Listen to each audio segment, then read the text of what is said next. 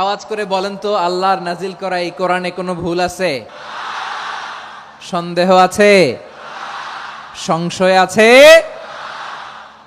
Beyondless, boundless, bottomless এমন কিতাব যেটা পড়ে গবেষণা করে এর তথ্য, উপাত্ত, ইনফরমেশন, লেসন নিয়ে শেষ করা যায় না। সুবহানাল্লাহ। আল্লাহ বলেন, এই কোরআনকে আমি রমাদানে নাজিল করেছি, যেটা বিশ্ব মানবের জন্য পথ নির্দেশিকা। এতে আছে হেদায়েতের সুস্পষ্ট বর্ণনা, আর সত্য মিথ্যা পার্থক্য করার মানদণ্ড, কোনটা সত্য কোনটা মিথ্যা, এটা কোরআন দিয়ে ডিফারেন্সিয়েট করা যায়। কোরআন হচ্ছে ফুরকান, to differentiate between right and রং।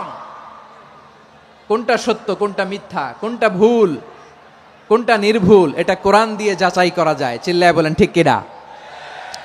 এজন্য এই কোরআন দিয়ে আমাদের জীবন সাজাতে হবে। কোরআন দিয়ে জীবন না সাজালে জীবন আলোকিত হয় না। কোরআন দিয়ে পরিবার না সাজালে পরিবার আলোকিত হয় না। কোরআন দিয়ে সমাজ না সাজালে সমাজটা শান্তিময় হয় না। শুধু দুর্নীতি দমন কমিশন দিয়ে দুর্নীতি বন্ধ করা যায় না। কোরআনের আইন বাস্তবায়ন করা ছাড়া এই সমাজ থেকে দুর্নীতি বন্ধ করা যাবে না। চিল্লায় বলো ঠিক কিনা? আমার প্রিয় ভাইয়েরা, এই কোরআন নাজিল হয়েছে রমাদান আল মুবারক, এই বরকতময় মাসে। তাই আমাদের উচিত আসন্ন যে রমাদান আল মুবারক, এই রমাদানে কোরআনের সাথে নিজেদের সম্পর্ককে বাড়ানো। আপনি কি জানেন কোরআন নিয়ে কোন ফেরেশতা পৃথিবীতে এসেছিল? জানেন? ফেরেশতার নাম কি বলেন তো? জিবরিল আলাইহিস সালাম।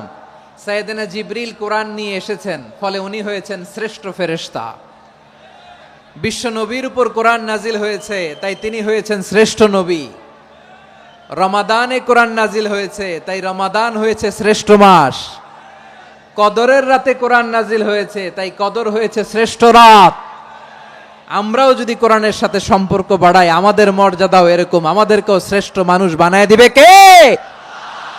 এজন্য কোরআনের সাথে সম্পর্ক বাড়াইতে রাজি আছেন তো?